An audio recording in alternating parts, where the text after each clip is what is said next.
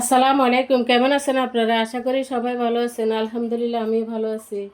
আজকে আমরা কাঁকরোল দিয়ে তেলাপিয়া মাছ দিয়ে রান্না করব। কাঁকরোলগুলো এভাবে পিস পিস করে কেটে নিলাম। এখন দিয়ে দিব রসুন বাটা, লবণ দিয়ে দিব পরিমাণ মতো, হলুদের গুঁড়া, মরিচের গুঁড়া, গোলমরিচের গুঁড়া, ভালো করে মিক্স করে নিব। মিক্স করা হয়ে গেছে, এক সাইডে রেখে দেব। এখন নিয়ে নিলাম 2টা তেলাপিয়া মাছ, রসুন বাটা, লবণ, হলুদের গুঁড়া, মরিচের গুঁড়া। চুলে একটা ফ্রাই প্যান বসাই দিলাম, দিয়ে দিব তেল। তেলগুলো গরম হয়ে গেলে মাছগুলো ভেজে নিব। মাছগুলো উল্টাই নিব।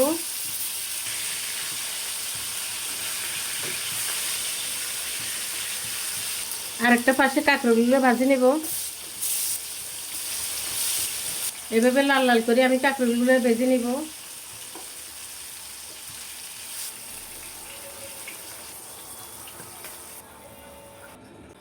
এখন কাঁকড়গুলো রান্না করার জন্য একটা কড়াই বসে দিলাম, দিয়ে দিব সরিষার তেল, পেঁয়াজ কুচি,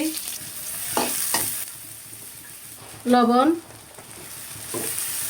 লবণ দিয়ে ভেজে নিব পেঁয়াজগুলা।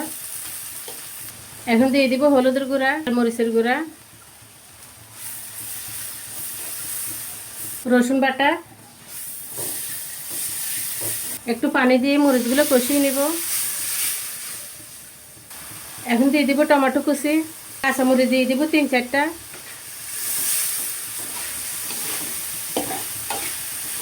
ভেজে রাখা কাঁকরোলগুলো দিয়ে দিব।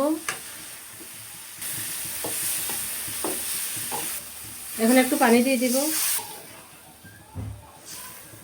উপরে মাছগুলো আস্তে আস্তে দিয়ে দিব।